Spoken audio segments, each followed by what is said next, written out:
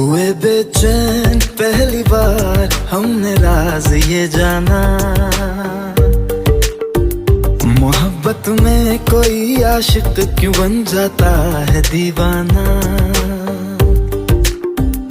अगर इकरार हो जाए किसी से प्यार हो जाए, बड़ा मुश्किल होता है दिल को समझाना। हुए बेचैन पहली बार हमने राज ये जाना, मोहब्बत में कोई आशिक क्यों बन जाता।